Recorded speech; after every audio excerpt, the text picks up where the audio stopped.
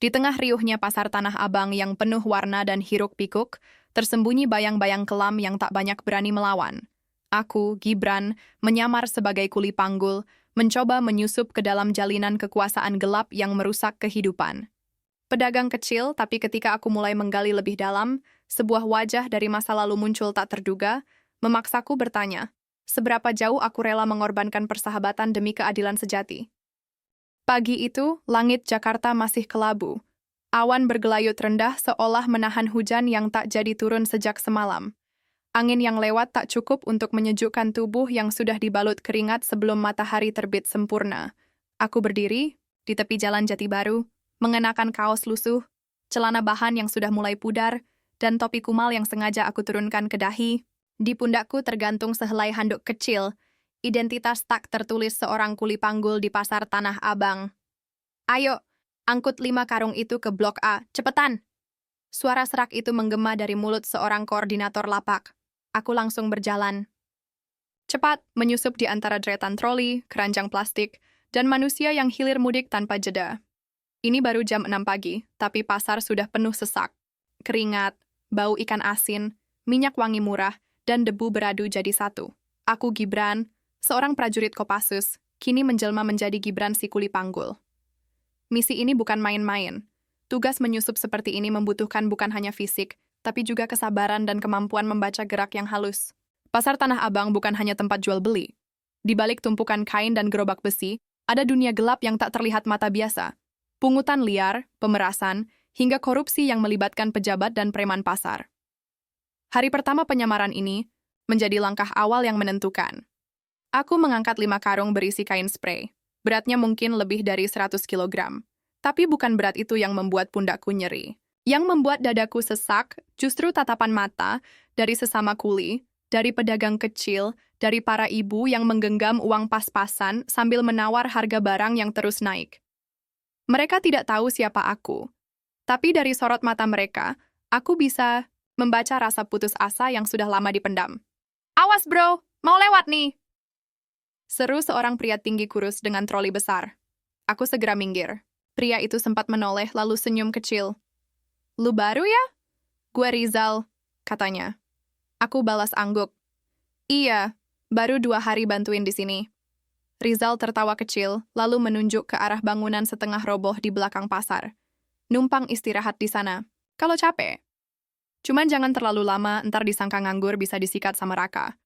Nama itu, Raka, sudah kudengar dari briefing beberapa hari lalu. Dia salah satu preman yang mengatur distribusi beban, lokasi, dan tentu saja, pungutan. Di atasnya masih ada sosok yang lebih besar. Belum bisa diidentifikasi. Siapa Raka? Aku berpura-pura tak tahu. Wajah Rizal langsung berubah. Tawa menghilang dari mulutnya. Lu bakal tahu sendiri nanti. Dia nggak suka banyak tanya. Kami berpisah di simpang jalan becek, aku lanjut angkut barang ke lantai 2 gedung Blok A. Di sela-sela langkahku, aku mencatat dalam ingatan, Raka, lokasi istirahat kuli, zona pengangkutan utama, dan siapa saja yang terlihat mendominasi pergerakan. Aku punya waktu 3 bulan. 3 bulan untuk membongkar jaringan ini dari dalam. Dan hari ini baru hari pertama. Siang hari, panas mulai membakar ubun-ubun. Gerobak besi menguapkan panas seperti kompor raksasa. Kuli-kuli mulai istirahat di tempat teduh. Aku ikut duduk di emperan belakang kios tekstil. Tiba-tiba, suara sepatu bot terdengar menghentak. Beberapa kuli langsung menunduk. Seorang pria bertubuh kekar muncul di tengah lorong, mengenakan jaket kulit hitam, celana jeans ketat, dan rantai perak di leher. Di tangan kirinya tergenggam rokok, sedangkan tangan kanan sibuk menunjuk-nunjuk. Mana setoran kemarin, ha? Jangan bilang lupa. Aku memperhatikan dari sudut mata. Wajahnya keras, rahang tajam, dan tatapan yang penuh ancaman. Itulah Raka. Seorang kuli tua gemetar mendekatinya, mengulurkan selembar uang lusuh. Itu, maaf bang. Belum cukup, nanti sore saya tambahin. Raka menyentak tangan si kuli tua, membuat uang itu jatuh ke tanah. Lu pikir gue pengemis? Hah? Kalau sore nanti belum lunas, gue tarik gerobak lo. Jangan harap bisa kerja lagi di sini. Aku ingin berdiri, ingin bertindak, tapi aku harus menahan diri. Misi ini tak akan berhasil kalau aku terbakar emosi sejak awal. Raka berlalu sambil meludah ke lantai. Beberapa orang langsung bergerak memungut uang yang berserakan dan membantu si kulit tua berdiri. Dia emang begitu, gumam Rizal di sampingku. Dulu katanya bukan orang sini. Saprer, tapi sejak 2 tahun lalu dia yang pegang kendali. Dan makin hari makin gila. Aku menggertakkan gigi. Dalam hati aku tahu, Raka bukan akar dari masalah ini. Dia hanya eksekutor. Di balik semua ini, ada dalang yang lebih licik. Dan aku akan menemukannya. Menjelang sore, aku mulai mengikuti gerak Raka dari kejauhan. Dia tak tahu aku mengawasinya dari balik kerumunan. Aku melihatnya masuk ke sebuah bangunan tua di ujung lorong logistik. Sebuah bangunan semi permanen dengan jendela kecil yang ditutup tirai hitam. Beberapa pria masuk setelahnya. Salah satu dari mereka membawa koper. Aku mencatat waktunya. Jam 4:27. Bunyi tawa dan dentingan gelas terdengar samar dari dalam. Aku mendekat sedikit, mencoba mengintip dari celah papan yang mengelupas. Tiba-tiba, "Kau ngapain di sini?" Suara itu membuatku kaget. Aku berbalik. Seorang anak kecil, usianya tak lebih dari 9 tahun, menatapku heran. Aku tersenyum cepat. "Nyari ayahku," katanya, "kerja di sini." Anak itu mengangguk pelan, lalu berlalu tanpa bicara. "Selamat." Tapi nyaris. Aku melangkah mundur perlahan dan menyusup kembali ke lorong pengangkutan. Dari kejauhan, kulihat koper tadi dibawa keluar, diserahkan pada pria bertubuh tambun dengan kemeja batik. Wajahnya terlihat familiar. Aku mengingat briefing saat latihan. Anggota Dewan Kota. Salah satu komisi perdagangan. Aku mencatat semua. Hari ini hanya awal. Tapi aku sudah melihat cukup banyak untuk tahu. Yang sedang aku hadapi bukan sekadar geng pasar. Ini sistem yang busuk, dari akar sampai pucuk, dan aku tidak akan mundur. Tidur di emperan pasar Tanah Abang bukan hal yang mudah. Bau pesing yang menguar dari selokan di samping bangunan seakan menampar setiap kali angin lewat. Tubuhku terbaring di atas tikar plastik, beralaskan kardus tipis yang sudah robek di beberapa sisi. Di sebelahku, Rizal sudah mendengkur, sesekali menggeliat karena nyamuk yang berseliweran tanpa ampun. Di ujung lain, 2 kuli lain duduk bersandar sambil merokok, menatap langit yang tak pernah benar-benar gelap karena cahaya lampu pasar tak pernah mati. Aku terjaga. Bukan karena ketidaknyamanan, tapi karena pikiranku masih sibuk mencerna apa yang kulihat sore tadi. Pertemuan antara Raka dan pria berkemeja batik. Gerak-gerik mencurigakan, koper hitam yang berpindah tangan, dan ekspresi penuh rahasia di wajah mereka. Ada yang lebih dari sekadar pungutan liar di sini. "Bro!" Suara pelan. Rizal memecah lamunanku. "Lu susah tidur ya?" Aku menoleh. "Bukan masalah tidur, cuma belum biasa aja." Rizal tersenyum tipis. "Nanti juga biasa. Pertama kali gua kerja di sini, seminggu juga nggak bisa merem. Apalagi kalau habis lihat aksi mereka." Aku diam, mataku menatap lampu, bohlam yang menggantung miring di tiang besi. Di sekitar kami, suara pasar malam masih berisik. Sebagian pedagang membuka lapak hingga tengah malam, sebagian baru akan mulai kerja jam 2 pagi. "Pasar ini nggak pernah tidur," gumamku. "Dan kita juga harus belajar hidup di antara mata yang nggak pernah merem itu," jawab Rizal sambil memejamkan mata. Pagi berikutnya, aku kembali menjadi bagian dari kerumunan kuli panggul yang berebut antrean barang di lorong logistik. Seorang ibu paruh baya menarik lenganku, menunjuk tumpukan karung yang harus dipindahkan ke Blok F. "Bang, bisa bantu?" "Ada 8 karung, tapi minta cepet ya. Kalau telat, langganan gue bisa kabur." Aku mengangguk cepat. Berat atau tidak bukan urusan.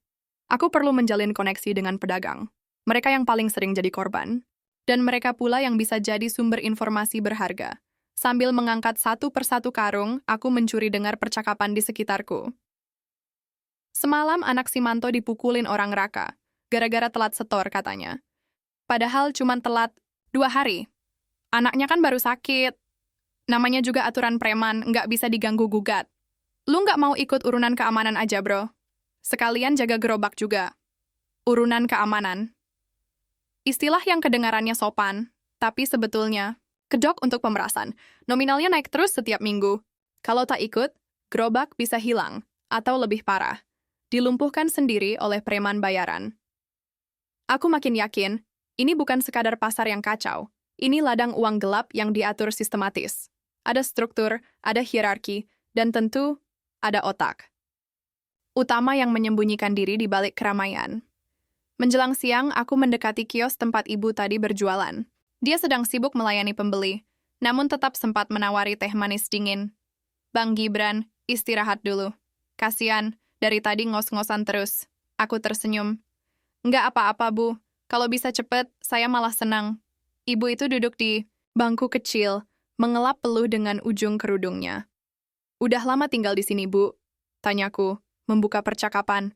Sejak 20 tahun lalu. Dulu pasar ini bersih, Bang. Rame, tapi tertib. Sekarang, hati harus dilapisin baja. Salah ngomong sedikit, bisa habis. Aku mengangguk pelan. Kenapa nggak lapor, Bu? Polisi? Dia tertawa. Pahit. Yang saya tahu, kadang yang ngatur di balik seragam juga bagian dari masalah. Pernah ada yang coba lapor. Besoknya tokonya dibakar. Anak perempuannya hilang seminggu. Setelah ketemu, anak itu nggak mau bicara sepatah kata pun. Dadaku sesak mendengarnya. Ini bukan lagi tentang pungli atau kuli kasar. Ini tentang hidup yang dicengkeram ketakutan. Tentang keadilan yang dijadikan barang lelucon. Aku menatap wajah ibu itu. Keriput di ujung matanya, tangan yang kasar karena bertahun-tahun menggulung kain, dan suara yang parau karena banyak menangis diam-diam. Ini adalah potret dari sekian banyak korban yang tak punya pilihan selain bertahan dalam diam. Bu, aku berkata, menatap matanya. Kalau nanti ada jalan, ibu mau bantu? Dia menatapku lama, lalu mengangguk.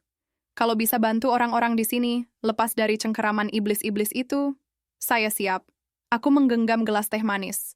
Itu dengan lebih erat. Di dalam hati, aku bersumpah, aku tak akan hanya menjadi saksi. Aku akan menjadi perubah keadaan. Namun caranya harus perlahan, rapi, dan tak boleh gegabah. Sore hari, aku kembali mengikuti Raka dari kejauhan. Dia keluar dari pintu belakang kios yang sama, lalu menaiki motor trail hitam tanpa plat. Kali ini aku beruntung. Dia tak langsung pergi. Ia berhenti di lapangan kosong di belakang parkiran truk dan berbicara dengan seseorang yang duduk di kursi lipat. Orang itu membelakangi arahku. Rambutnya cepak, tubuhnya tinggi dan tegap. Gerak-geriknya tidak seperti preman biasa. Ia terlalu tenang. Duit minggu ini kurang. Pedagang Blok B mulai resisten. Mereka mulai curiga. Aku akan turun langsung, kata pria itu. Suaranya berat. Raka tampak ragu. Tapi kalau lo muncul, orang-orang bisa panik. Bukannya tugas lo cuma koordinasi dari belakang? Situasi berubah. Kita harus keras. Atau mereka yang akan menghancurkan kita. Aku merasakan sesuatu yang aneh. Suara itu, cara dia bicara, ada yang familiar, tapi samar. Terlalu samar. Sebelum sempat aku bergerak lebih dekat, keduanya berpisah. Raka pergi lebih dulu. Pria itu masih duduk, menyalakan rokok. Aku berbalik cepat dan mengendap menjauh, tak ingin menimbulkan kecurigaan. Tapi satu hal jelas, Raka bukan pemimpin sesungguhnya. Dia hanya pelaksana. Dan pria misterius itu, siapa dia sebenarnya? Malamnya, saat aku berbaring kembali di atas kardus tipis yang makin penyok, aku memandangi langit gelap. Di tengah suara klakson, teriakan pedagang, dan langkah kaki yang tak pernah berhenti, aku menutup mata. Besok aku akan menyusup lebih dalam, dan aku harus siap untuk melihat lebih banyak wajah-wajah yang tersamar. Sebab di pasar yang tak tidur, ini, kejahatan juga tak pernah terlelap. Setiap pagi di Tanah Abang adalah pertarungan. Bukan hanya soal mengangkat beban berat atau bersaing mendapatkan pekerjaan, tapi soal bertahan hidup. Gerobak bukan sekadar alat dorong. Dia adalah simbol. Simbol harapan, simbol pertahanan, bahkan simbol keberanian bagi orang-orang kecil yang dikerat habis oleh sistem yang rakus. Aku masih mengingat jelas wajah ibu penjual kain kemarin. Sorot matanya tidak lagi menyala terang seperti orang yang punya tujuan, tapi justru redup. Seperti api lilin yang terancam padam setiap saat. Dia bukan satu-satunya. Di pasar ini, nyaris semua pedagang kecil punya mata yang sama, kosong dan pasrah. Hari ini aku kembali mengangkut karung-karung berat ke Blok G. Jalanannya sempit dan licin karena hujan semalam. Tapi itu bukan masalah. Yang jadi perhatian utamaku adalah dua gerobak besar yang terbakar di ujung lorong logistik. Asapnya masih mengepul ketika aku lewat. Beberapa orang hanya melirik sejenak, lalu kembali bekerja. Tak ada yang berani bertanya, tak ada yang berani peduli. Semalam dibakar orang, kata seorang kuli sambil meludah ke tanah. Katanya pemiliknya nggak setor minggu ini. Aku diam.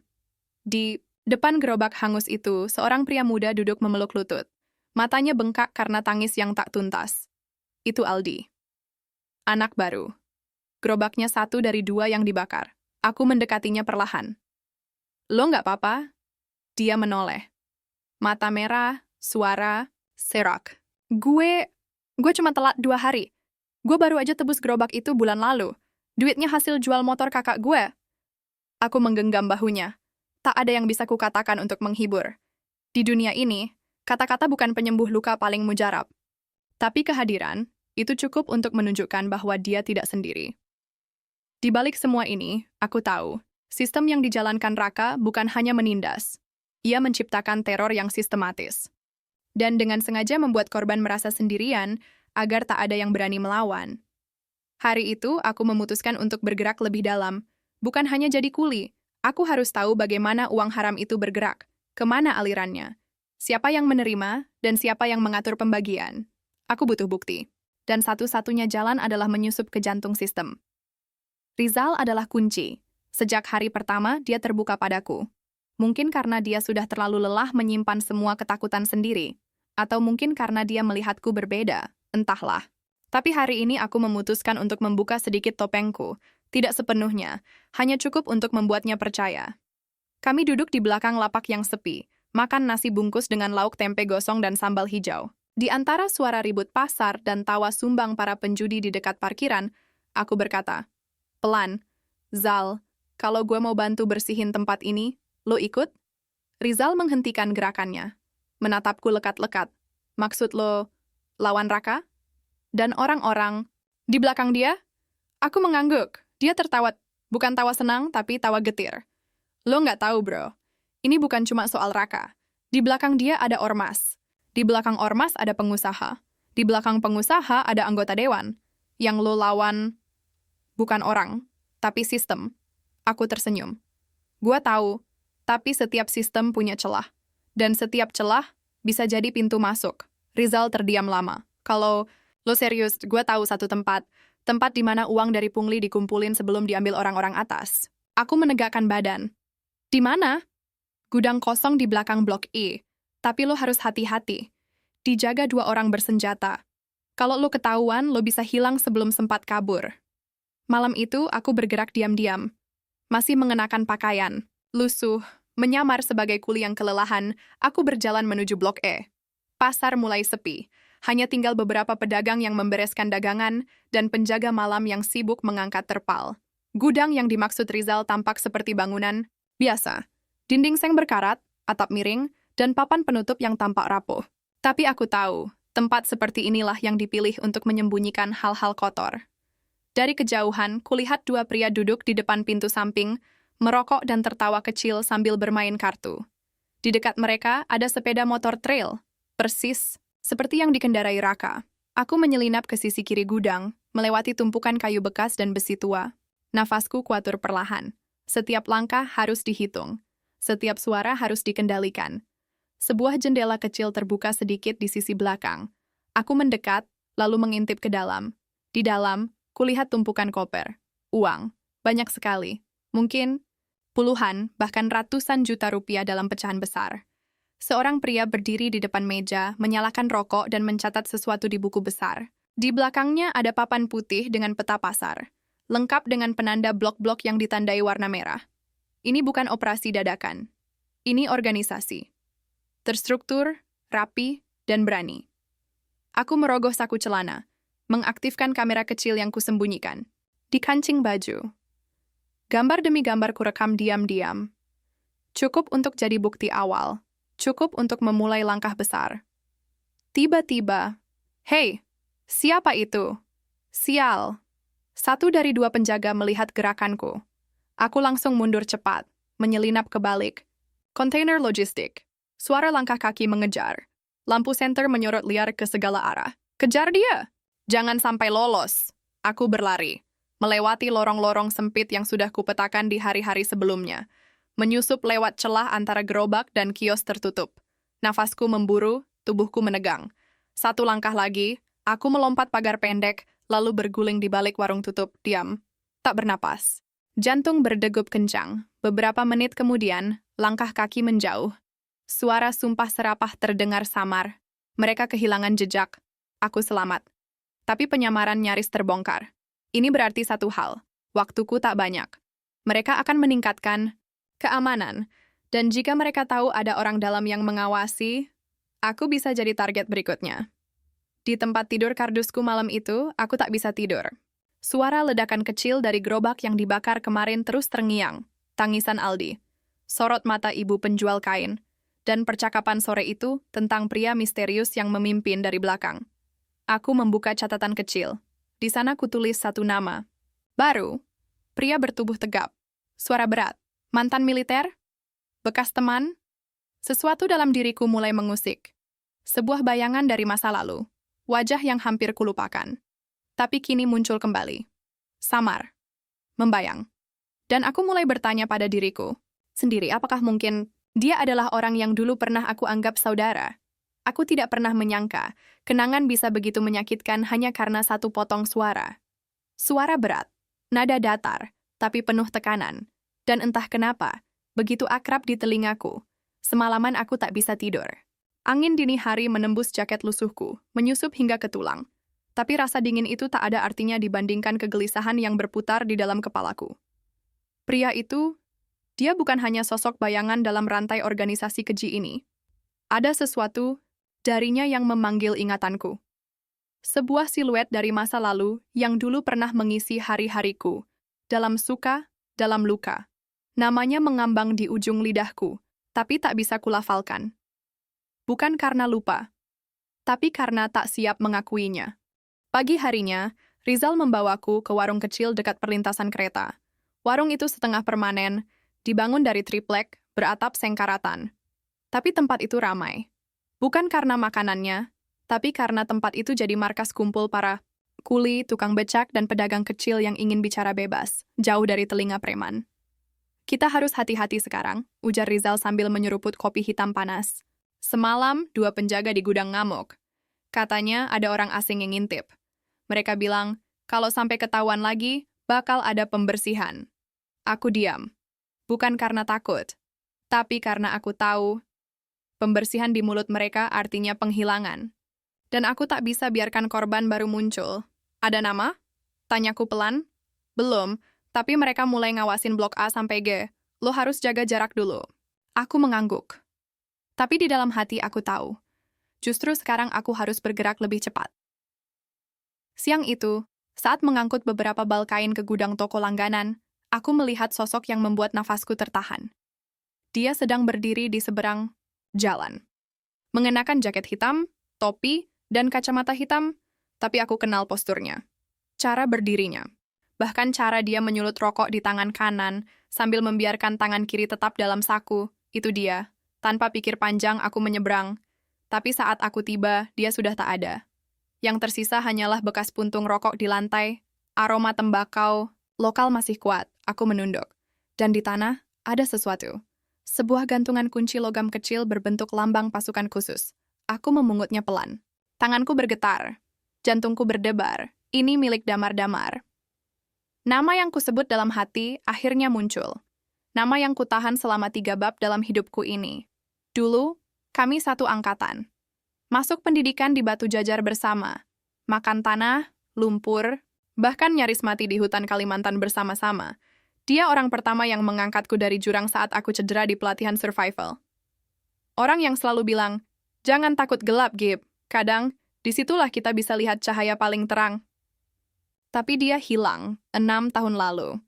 Saat sebuah operasi pembebasan Sandera di daerah konflik berakhir ricuh. Laporan resmi menyebutnya gugur. Tapi jasadnya tak pernah ditemukan. Aku menerima kenyataan itu, meski dengan hati hancur. Dan sekarang, dia ada di sini, di Tanah Abang, terlibat dalam jaringan kriminal yang menindas rakyat kecil? Tidak, itu tidak masuk akal. Tapi gantungan kunci itu tidak mungkin salah. Itu buatan tangan kami sendiri, hasil ukiran waktu senggang di barak. Kenapa dia tidak datang menemuiku? Kenapa bersembunyi? Atau, apakah dia memang tidak ingin ditemukan? Malam itu aku kembali ke tempat biasa. Tapi pikiranku jauh. Misi ini sudah rumit. Tapi kalau Damar benar-benar terlibat, maka ini lebih dari sekadar tugas. Ini jadi pertempuran pribadi. Aku menatap langit. Awan mendung menggantung di atas kepala. Hujan seolah menahan dirinya. Seperti aku yang menahan ribuan tanya yang tak kunjung terjawab, aku harus tahu. Aku harus memastikan, karena jika Damar benar-benar berada di sisi yang salah, aku akan jadi orang pertama yang berdiri di depannya, bukan sebagai musuh, tapi sebagai saudara, yang akan menariknya kembali atau menghentikannya. Jika tak ada pilihan lain esok paginya, aku mengambil langkah nekat. Aku pergi ke salah satu titik pengumpulan uang mingguan, tempat para pedagang menyetor uang keamanan. Biasanya dijaga ketat. Tapi hari itu aku menyamar jadi kurir, membawa bungkusan palsu seolah mewakili salah satu pedagang. Di sana, aku melihat dia lagi. Tak menyamar, tak bersembunyi. Damar. Dia berdiri di depan mobil hitam, berbicara dengan dua pria bertubuh kekar. Kali ini wajahnya jelas. Tak ada kacamata. Tak ada topi. Dan senyum yang dulu ku kenal, kini berubah menjadi senyum dingin milik orang yang kehilangan arah. Aku mendekat. Detak jantungku menggedor dada. Dam. Dia menoleh, matanya membesar sesaat. Tapi cepat kembali tenang, Gibran. Hanya itu yang dia ucapkan, datar. Tak ada kehangatan, tak ada emosi. Aku berdiri di depannya. Tak tahu harus marah, menangis, atau memeluknya. Lu hidup? Dia mengangguk. Gue nggak pernah mati, cuman berhenti percaya. Aku terdiam. Kenapa, Dam? Dia memandangku lama, karena negara kita nggak pernah benar-benar menyelamatkan kita, karena gue capek jadi pion dalam sistem rusak, dan karena di sini gue bisa hidup dengan cara gue. Dengan cara nindas rakyat kecil, dengan cara ngebangun kekuasaan dari dasar. Lo nggak tahu apa yang gue alamin, Gib. Lo nggak pernah di posisi gue. Lo salah, kataku pelan. Gue juga pernah hilang, tapi gue milih balik. Dia tertawa sinis. Mungkin lo terlalu percaya sama keadilan. Aku mendekat, menatap matanya. Gue masih percaya sama lu, Dam. Dia diam. Dan di balik matanya yang tenang, aku melihat retakan kecil.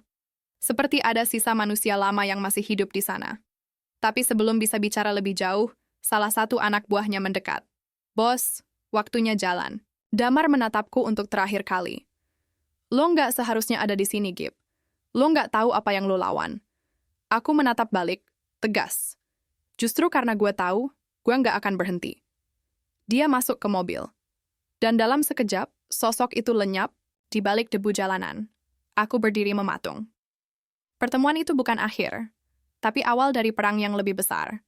Dan di dalam perang ini, aku tak cuma membawa senjata, tapi juga harapan untuk mengembalikan orang yang dulu kusebut saudara dari dunia gelap yang telah menelannya.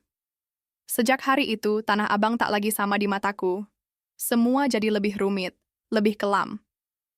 Bukan karena jumlah preman bertambah, atau karena tekanan semakin besar, tapi karena Damar, sosok yang dulu berdiri di sampingku, kini berdiri di seberang.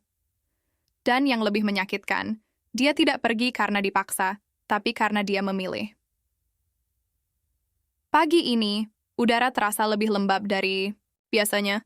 Langit mendung seperti menahan tangis. Jalanan sempit pasar masih basah oleh gerimis semalam. Para kuli panggul sudah mulai sibuk, pedagang menggulung terpal, dan suara tawa getir kembali menghiasi lorong-lorong sempit. Tapi tidak untukku.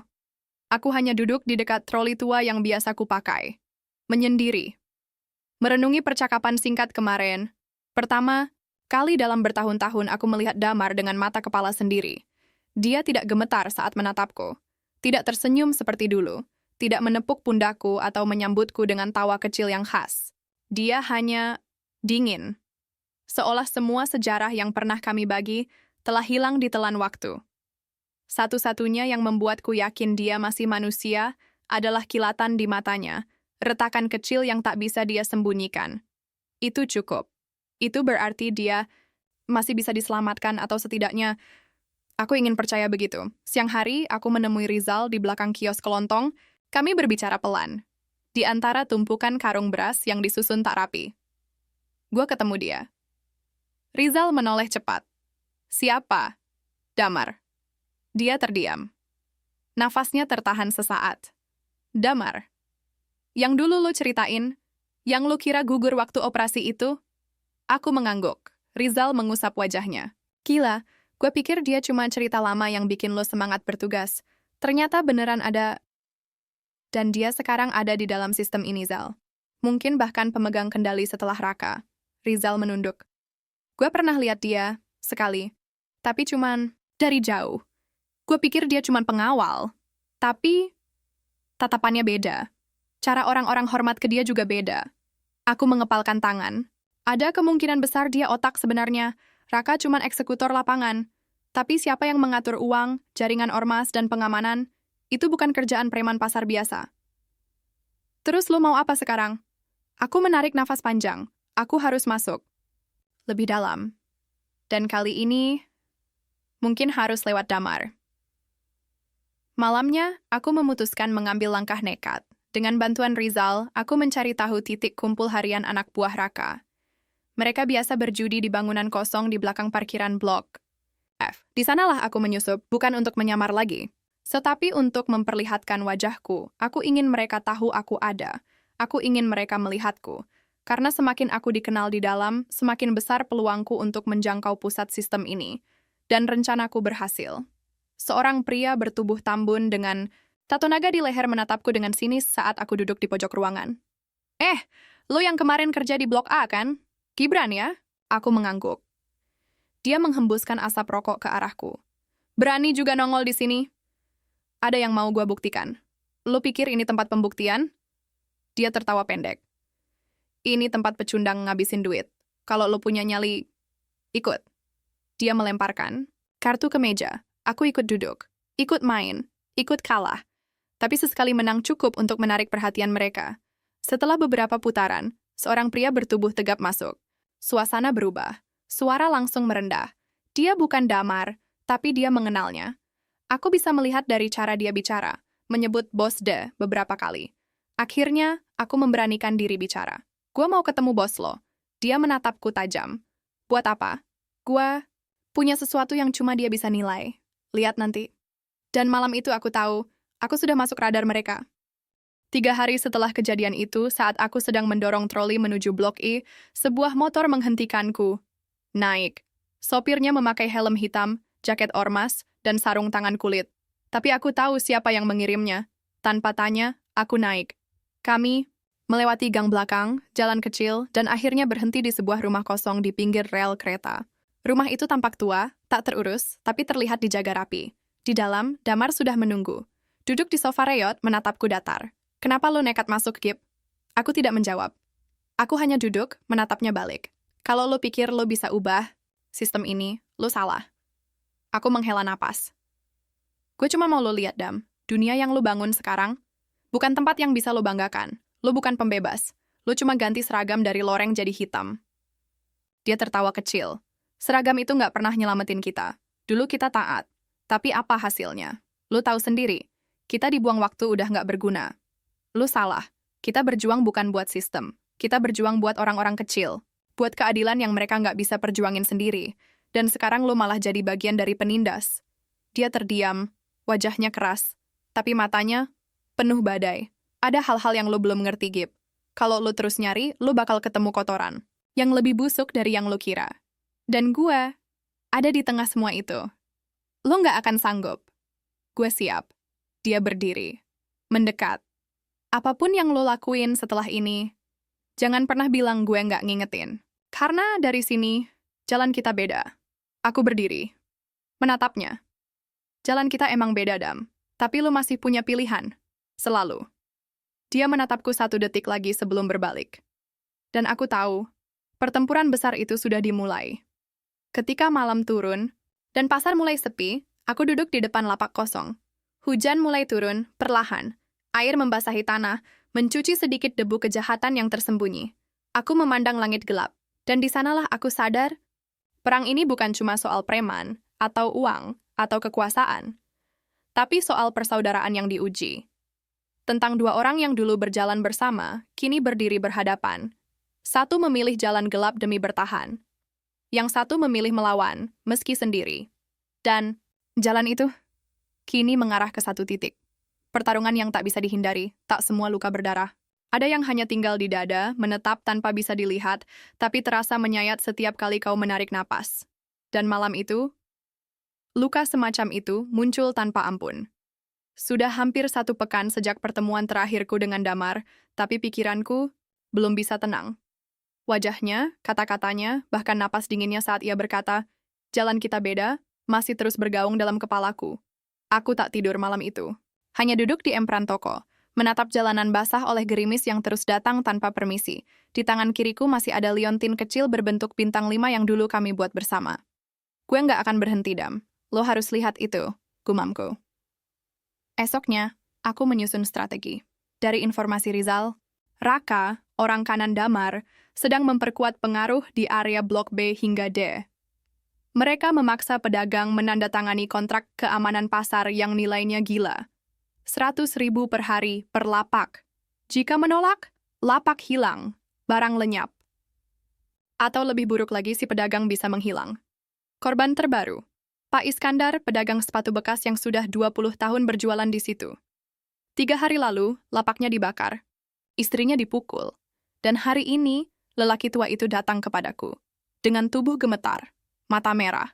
Suaranya parau. Gibran, kamu bilang kamu bisa bantu. Tapi kami makin diinjak. Aku menggenggam tangan Pak Iskandar dengan 2 tanganku. Saya janji, Pak, ini nggak bakal dibiarkan. Dan hari itu, sumpahku kembali tumbuh. Malam itu aku dan Rizal menyusun rencana pengintaian. Kami akan merekam transaksi penarikan setoran ilegal di Blok D menggunakan kamera kecil tersembunyi di tumpukan karung goni. Risikonya tinggi, tapi kami butuh bukti. Butuh rekaman yang bisa menyeret mereka ke meja hukum. Kami bersembunyi di loteng kosong, milik pedagang yang sudah tak tahan lagi. Dari balik lubang kayu, kami melihat 2 preman datang. Satu dari mereka bertato Garuda robek, di lengan kiri ciri khas anak buah Raka. Mereka menendang gerobak, memaki pedagang, lalu mulai menarik uang dengan ancaman. Lensa kecil menangkap semuanya. Suara mereka masuk jelas ke dalam perekam suara yang Rizal genggam erat. Namun sebelum mereka pergi, sesuatu terjadi. Salah satu preman memeriksa sekitar. Matanya menyapu ke atas, dan berhenti, tepat ke arah lubang tempat kami mengintip. ADA, orang! Teriakan itu memekakkan telinga, kami tak punya waktu. Aku tarik Rizal dan lompat turun lewat belakang. Namun suara langkah kaki memburu kami. Teriakan, peluit. Dan dari kejauhan, aku melihat Damar. Dia berdiri di ujung gang. Tak ikut mengejar, tapi matanya menatap langsung ke arahku. Kami terkepung. Lari ke kiri, teriak Rizal. Tapi aku justru menariknya ke kanan. Menuju lorong gelap tempat aku sembunyikan sepeda motor tua milik pedagang langganan. Tanpa menunggu, aku nyalakan mesin dan kami tancap gas. Namun satu motor lain membuntuti kami. 2 pria berbadan besar berboncengan, dan satu dari mereka mengeluarkan benda panjang yang aku kenal baik. Besi batangan terasa. Mereka mendekat cepat. Satu pukulan keras menghantam pundakku, membuatku hampir kehilangan kendali. Tapi aku pertahankan kemudi. Rizal berteriak, "Cepet! Kita nggak bisa kalah sekarang." Aku banting setir. Lewati jalan kecil di antara 2 bangunan ruko. Tapi jalan itu buntu. Aku terpaksa berhenti. Rizal turun lebih dulu. Gua hadapin satu. "Lo kabur bawa bukti itu. Gila, lo mau mati? Lo tentara, gue cuman rakyat biasa. Tapi kalau kita berdua ketangkap, semuanya sia-sia. Aku tahu dia benar. Tapi aku juga tahu, aku tak akan tinggalkan siapapun." Tapi sebelum kami sempat bicara lagi, suara tembakan meledak. Dor, pelurunya menancap ke aspal. Mereka tidak main-main. Aku dorong Rizal ke balik tong sampah, lalu menyergap salah satu dari mereka saat mereka terlalu dekat. Tinju pertamaku menghantam hidungnya. Suara retakan terdengar. Yang satu lagi mencoba menusuk, tapi aku tendang lututnya hingga roboh. Namun dalam kekacauan itu, satu hal yang tak kuduga terjadi. Rizal berteriak. Aku menoleh. Damar berdiri di ujung gang, dengan pistol di tangannya. Dia menatapku, lalu menembak ke arah preman. Dor! Pria bertato Garuda jatuh ke tanah. Aku terpaku. Damar menatapku. Tak ada kata-kata. Tak ada penjelasan. Lalu dia menghilang begitu saja. Kami selamat. Tapi malam itu meninggalkan bekas. Luka. Rasa bingung. Dan pertanyaan besar. Kenapa Damar menembak anak buahnya sendiri? Apakah dia mencoba melindungiku? Atau, apakah dia sedang berada di tengah persimpangan yang sama kelamnya dengan yang aku lalui? Keesokan harinya, kami menyerahkan rekaman dan bukti ke seorang jaksa yang menjadi kontak rahasiaku dari awal misi ini. Ini kuat. Tapi belum cukup untuk menjatuhkan tokoh utama. Kita butuh sesuatu yang mengikat langsung Damar dan jaringan di belakangnya. Aku mengangguk. Saya akan dapatkan itu, apapun risikonya. Dan malam itu, di sebuah pesan singkat tanpa nama, masuk ke ponsel bututku. Kalau lo masih percaya sama gue, Datang ke bawah jembatan layang jam 11 malam. Sendiri. Jangan bawa siapapun. Aku tahu siapa pengirimnya. Dan aku tahu, pertemuan selanjutnya tak akan sekadar kata-kata. Karena jalan yang kami pilih kini sudah dipenuhi bayangan. Dan darah yang sudah tercecer di asfalt tak bisa ditarik kembali. Aku selalu percaya bahwa terang dan gelap adalah dua sisi dari kehidupan yang tak terelakkan. Tapi aku tak pernah membayangkan bahwa aku akan berdiri tepat di batas keduanya. Di antara suara hati dan tugas, antara kenangan dan kenyataan. Malam itu aku berdiri sendiri di bawah jembatan layang. Jam sudah menunjukkan 11:10. Jakarta tak pernah benar-benar tidur, tapi di tempat ini, waktu seolah membeku. Angin malam menyapu pelan, membawa aroma besi karat dan tanah basah. Di kejauhan, lampu-lampu kendaraan seperti bintang yang malas berkelip. Aku berdiri diam, menanti dalam sunyi. Jantungku berdetak pelan, seperti menunggu aba-aba dari semesta. Dan akhirnya, dia muncul. Damar langkahnya tenang. Tubuhnya lebih kurus dari yang kuingat, tapi sorot matanya masih sama. Dalam, tajam, penuh luka. Ia mengenakan jaket hitam polos, tanpa logo ormas atau simbol apapun. Seperti ingin melepas semua identitas dunia gelapnya, meski hanya untuk malam ini. Kami berdiri berhadapan. Dua sahabat lama, kini di ujung dua dunia. Lo dateng, katanya singkat. Aku hanya mengangguk. Gua nggak punya alasan buat nolak. Dia tertawa kecil, getir. Masih keras kepala ya? Masih peduli, Dam? Ia menarik napas panjang. Gue udah nebak lo bakal jadi batu sandungan. Tapi gue juga tahu, lo nggak akan berhenti sampai semua ini selesai. Gue nggak datang buat perang sama lo. Tapi lo bawa perang ke tempat ini. Aku menggeleng. Gue cuma buka mata orang-orang, termasuk lo. Damar menunduk. Diam. Lalu mendekat. Lo masih ingat operasi terakhir kita di Papua? Aku mengangguk perlahan. Gue nyaris mati waktu itu.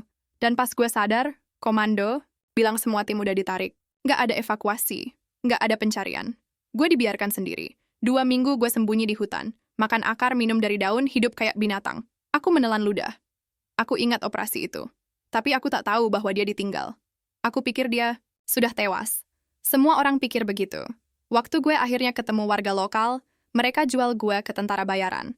Dan dari situlah semuanya berubah. Dunia yang gue kenal nggak peduli gue hidup atau mati. Aku menatap matanya. Tapi itu bukan alasan buat jadi begini, Dam. Mungkin bukan buat lo. Tapi buat gue, itu satu-satunya cara buat tetap hidup. Dan bukan cuma hidup. Kuat. Punya kuasa. Nggak jadi korban lagi. Aku menahan amarah. Tapi juga merasa kasihan. Lo tahu, Dam, kekuatan yang nggak punya arah cuma jadi senjata buat bunuh orang lain. Dia mendekat. Wajahnya hanya sejengkal dariku sekarang. Gue pengen percaya lo, Gib, tapi lo datang dengan misi. Dengan niat ngehancurin sistem yang gue bangun. Bukan buat balas dendam, tapi buat bantu orang-orang yang gue udah lindungi dengan cara gue sendiri. Lo sebut itu perlindungan, premanisme, pungli, teror. Dia menatap tajam. Lo nggak ngerti apa yang gue hadapi. Gue bukan bos. Gue cuma bidak. Ada orang-orang di atas yang lebih jahat dari semua yang lo lihat di lapangan. Aku terdiam. Jantungku berdegup kencang. Ini lebih besar dari yang kukira. Siapa? Tanyaku lirih. Dia menggeleng. Gue nggak bisa bilang sekarang.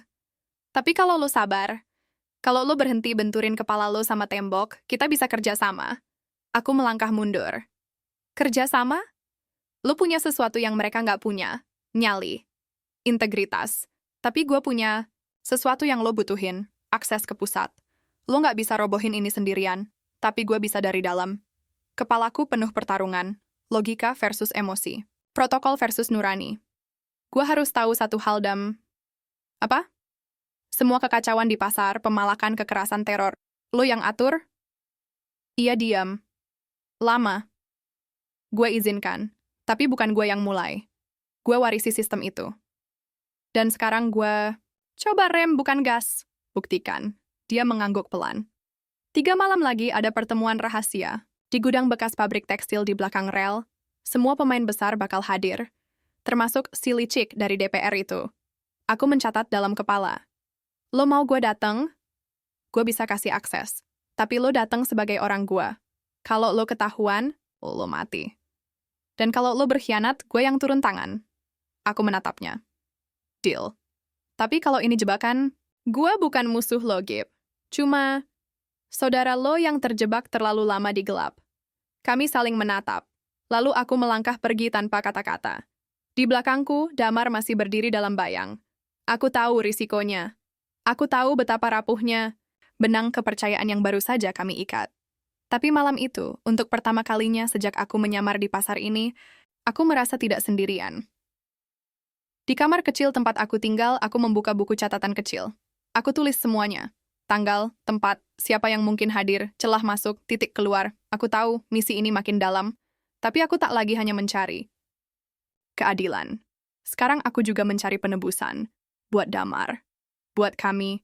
Buat saudara-saudara dalam gelap yang masih punya harapan diselamatkan. Dan malam itu, saat aku menatap langit-langit bocor di atas kasur bututku, aku berdoa.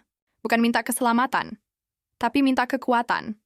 Untuk melawan sahabat sendiri, demi menyelamatkan yang lebih besar. Aku tahu apa yang kupilih bukan jalan yang mudah.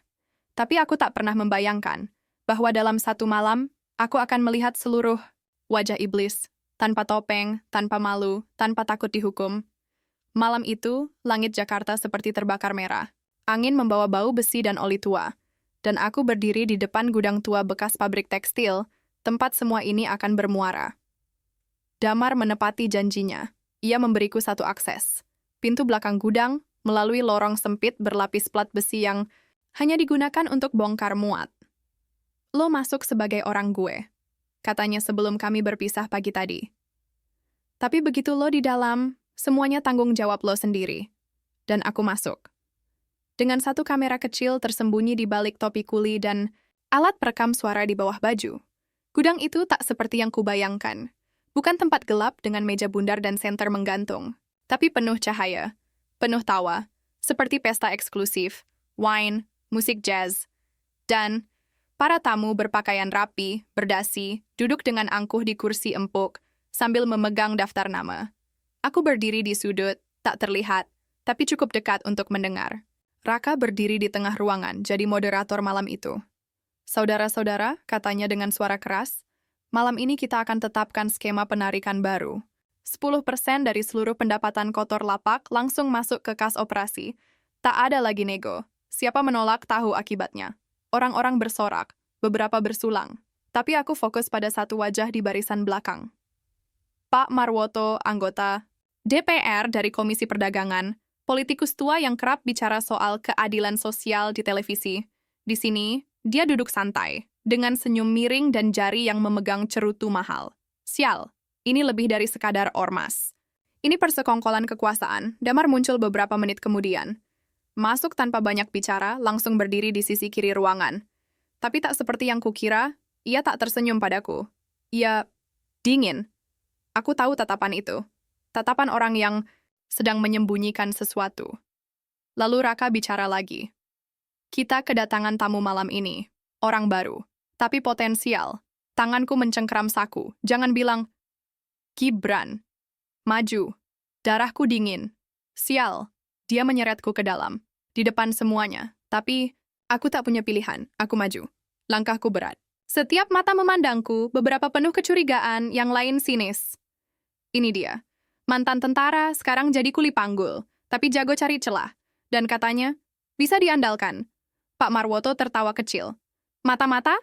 Bukan. Damar akhirnya bicara. Dia bagian dari jaringan kita di pasar. Gue jamin dia bisa dipercaya. Aku tak tahu mana yang lebih berat. Berdiri di sana pura-pura menjadi bagian dari mereka, atau melihat Damar menukar semua prinsip kami demi mempertahankan posisi. Lalu, salah satu dari mereka, seorang pria muda, wajahnya licik, berkata, kalau dia bisa dipercaya, suruh dia bersihkan satu masalah buat kita. Semua mata tertuju padanya. Siapa? Tanya Damar cepat. Pedagang sepatu. Iskandar. Masih berani buka lapak meski udah dibakar. Kita perlu kasih pelajaran. Biar yang lain nggak ikut-ikut. Aku menahan napas, Pak Iskandar. Pria yang hampir seperti ayah kedua bagiku di pasar. Lu mau gue yang turun tangan? Aku pancing. Pria muda itu tersenyum. Iya, anggap aja. Baptisan darah. Damar menatapku, lama, tapi tetap diam. Dan di sana di depan semua iblis berjas itu, aku tahu dia tak bisa melindungiku. Aku mengangguk. Oke, biar gua yang urus. Sorak-sorai. Gelas diangkat. Perjamuan dilanjutkan. Tapi perutku mual. Aku menyelinap keluar dengan alasan buang air. Begitu keluar gudang, aku lari ke gang belakang. Napas memburu. Suara dalam kepalaku berteriak. Ini bukan lagi penyamaran. Ini peperangan. Aku tahu aku harus bertindak cepat. Keesokan harinya, aku mendatangi Pak Iskandar diam-diam. Memastikan dia dan keluarganya pindah ke tempat aman. Sembunyi. Rahasia. Tak boleh ada yang tahu. Dan malamnya, aku kembali ke pasar. Membawa bensin, boneka kain, dan jaket lapak palsu bertuliskan nama Iskandar. Aku pura-pura membakar lapak. Tapi lapak itu kosong. Boneka dibakar di dalam. Lalu aku rekam video pendek, dikirim ke nomor yang mereka beri. Beres. Beberapa jam kemudian, uang masuk ke rekening palsu yang kubuat khusus. Bukti transfer, suara percakapan, dan data rekaman malam sebelumnya langsung kukirim ke jaksa kontakku. Dan kali ini, aku tak main-main. Tapi seperti yang kuduga, aksi cepat itu punya harga. Esok paginya aku dikejar. Tak cuma 1 atau 2 orang, tapi 10, 12. Dengan senjata. Dengan amarah, aku dipojokkan di belakang pasar. Dan di sanalah, Damar muncul lagi, berdiri antara aku dan mereka. Semua turun tangan kalian, katanya dingin. Raka melangkah maju. Lo gila, Dam. Dia pengkhianat. Dia saudara gua. Apa? Lo juga pengkhianat? Seketika, semua sunyi. Angin tak bergerak. Dunia seperti menahan napas. Dan Damar menurunkan senjatanya. Kalau lo mau dia, lo harus lewatin gua dulu. Dan saat itulah aku sadar. Damar sudah memilih. Bukan kekuasaan. Bukan uang, tapi kebenaran, meski mungkin sudah terlambat. Pertarungan pecah, darah tumpah, dan malam itu langit Jakarta menyaksikan 2 sahabat bertarung bersama, satu kali lagi, demi menebus semua dosa. Tubuhku penuh luka. Beberapa sobekan di pelipis dan pundak belum sepenuhnya sembuh. Tapi yang paling perih, bukan di kulit, melainkan di dalam. Damar duduk di kursi plastik reyot, di sebelahku. Kami berada di sebuah rumah kontrakan tua di kawasan belakang stasiun Manggarai. Aman untuk sementara, tapi tak ada jaminan sampai kapan. Malam itu, setelah pertarungan pecah di belakang pasar, kami berhasil kabur. Tapi kabar tentang pengkhianatan Damar sudah menyebar ke semua telinga ormas yang ada di bawah jaringan Raka dan politisi korup. Dan sekarang, aku dan Damar jadi buruan. Tapi bukan itu yang membuatku kehilangan arah. Melainkan sebuah pesan suara dari orang dalam kejaksaan yang diam-diam membantuku selama ini. Gibran, maaf, semua bukti yang kamu kirim dihentikan. Atasan saya bilang perintah dari atas, termasuk penyelidikan internal terhadap Pak Marwoto. Semuanya ditutup, dianggap tidak sah. Kamu harus segera pergi, mereka bisa bergerak ke kamu berikutnya. Tanganku gemetar saat mendengar rekaman itu, segala kerja keras, segala penyamaran, segala luka, dan pengkhianatan yang kubayar dengan darah dan harga diri, semuanya dibuang begitu saja. Lo denger kan? Tanyaku ke Damar pelan, dia mengangguk, tatapannya kosong. Gua kira selama kita punya bukti, kebenaran bakal jalan. Enggak, Gib, jawabnya pelan. Kebenaran itu gak cukup. Harus ada yang rela jatuh dulu, rela hancur. Baru ada yang bisa bangun dari puing-puingnya. Aku menatap langit-langit rumah reyot itu, berharap ada cahaya, tapi yang kulihat cuma retakan kayu dan jaring laba-laba. Apakah semua ini sia-sia? Esok, harinya, kami berjalan menyusuri rel kosong menuju arah timur. Jalanan sepi. Langkah kami berat, tak ada tujuan pasti. Tapi di tengah perjalanan, Damar menghentikan langkah. Lo harus pergi. Aku menoleh. Apa maksud lo? Pergi. Keluar dari Jakarta. Dari semua ini. Gue akan tinggal dan selesaikan dari dalam. Gila lo, Dam. Mereka udah anggap lo mati. Lo gak bakal selamat. Dia menatapku dengan senyum pahit. Justru karena itu, mereka gak bakal cari gue. Gue bisa gerak pelan, dalam diam. Lo yang sekarang paling bahaya. Lo punya nama, wajah. Mereka tahu lo hidup. Aku terdiam. Lo udah bawa cahaya ke tempat yang gelap. Tapi kalau lo tetap di sini, cahaya itu bakal padam. Kita butuh lo hidup, Gib. Biar semua yang kita lakuin nggak berakhir di jalan buntu. Aku menatapnya dalam. Di balik wajah kerasnya, aku bisa melihat rasa bersalah yang tak pernah hilang. Tapi juga tekad. Biar gue yang mati di kegelapan, katanya. Dan lo, bawa cerita ini keluar. Aku ingin protes. Tapi, aku tahu dia benar. 3 hari kemudian, aku sudah di perbatasan kota. Damar mengatur segalanya. Aku naik truk pengangkut logistik ke arah Jawa Tengah. Identitasku baru. Nama baru. Hidup baru. Sebelum pergi, dia memberiku sesuatu. Sebuah amplop, lusuh. Jangan buka sekarang, katanya. Tunggu sampai lo yakin gak akan kembali lagi. Dan malam itu, di dalam truk yang bau solar dan kardus sayur, aku buka amplop itu. Di dalamnya, hanya ada satu foto lama. Aku dan Damar. Masih berseragam hijau, senyum lebar. Di pos pengamatan atas bukit, bertahun-tahun lalu. Dan di belakang foto, itu tertulis dengan tinta hitam. Kalau suatu hari lo lupa kenapa lo berjuang, lihat ini.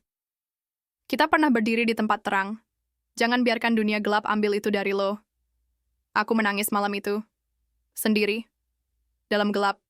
Bukan karena kalah, tapi karena kehilangan. Damar tetap di Jakarta. Dalam bayang. Dan aku jadi hantu tanpa nama. Sekarang hidupku tenang. Aku kerja di pabrik kecil, bantu logistik barang antar pulau. Tapi setiap malam, saat aku melihat buruh tertidur di bawah lampu temaram, atau mendengar pedagang kecil di warung cerita tentang betapa sulitnya hidup, aku tahu, cerita ini belum selesai. Dan jika suatu hari nanti anak-anak mereka bertanya, siapa yang melawan mereka yang menindas? Maka aku akan menjawab pelan, ada 2 orang yang berani turun ke gelap, agar yang lain bisa tetap tinggal di terang. Hidup kadang seperti menapaki jalan yang penuh debu dan kerikil. Langkahku kini tak lagi tergesa seperti saat menyusup di pasar, mencari celah, mengumpulkan bukti. Tapi setiap jejak yang kutinggalkan tetap bermakna. Meskipun aku hanyalah satu orang kecil di antara lautan ketidakadilan. Sudah lama aku tak kembali ke Tanah Abang. Aku tidak lagi menyamar, tidak lagi menjadi kuli panggul. Tapi bayangan pasar itu selalu mengikutiku, seperti lukisan yang tergores dalam ingatan. Beberapa bulan terakhir, aku mencoba membangun hidup baru di kota yang lebih kecil. Tapi rasa rindu akan keadilan dan kejujuran tak pernah hilang. Aku masih menyimpan amplop lusuh dari Damar, fotoku bersamanya saat kami masih tentara muda, penuh semangat dan harapan. Suatu sore, saat aku berjalan melewati sebuah pasar tradisional kecil, aku melihat sesuatu yang membuat dadaku sesak. Seorang ibu tua sedang berjualan kain. Di depannya, anak laki-laki kecil dengan wajah polos membantu melipat kain.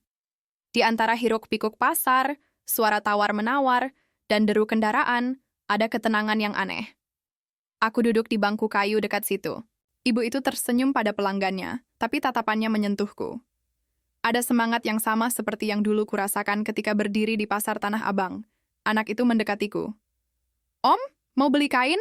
Tanyanya dengan suara ceria. Aku tersenyum. Tidak, nak. Tapi aku ingin tahu, siapa yang menjaga pasar ini tetap hidup? Dia menatapku dengan mata besar. Orang-orang seperti Om yang berani. Kata-katanya sederhana tapi membuat aku terhenyak. Mungkin aku bukan pahlawan besar, bukan polisi atau pejabat tinggi yang mengubah sistem, tapi aku adalah saksi. Dan lebih dari itu, aku adalah bagian dari cerita yang terus berjalan. Aku menatap ke langit yang mulai merona jingga, menyadari satu hal. Meskipun dunia gelap tak pernah benar-benar hilang, satu cahaya kecil saja sudah cukup untuk menerangi jalan. Dan aku tahu, selama masih ada orang yang berani berdiri untuk benar, keadilan akan selalu punya tempat. Aku menulis surat ini untuk Damar, yang entah di mana sekarang. Untuk sahabat yang pernah tersesat, tapi tak pernah benar-benar hilang dari hatiku. Kita mungkin tidak pernah bertemu lagi, tapi kau telah menyalakan satu cahaya di kegelapan. Terima kasih sudah menjadi saudara. Cerita kami bukan tentang kemenangan mutlak, tapi tentang keberanian untuk tetap berdiri meski dunia berusaha menjatuhkan. Dan satu cahaya tersisa akan selalu menjadi harapan bagi banyak yang belum menyerah.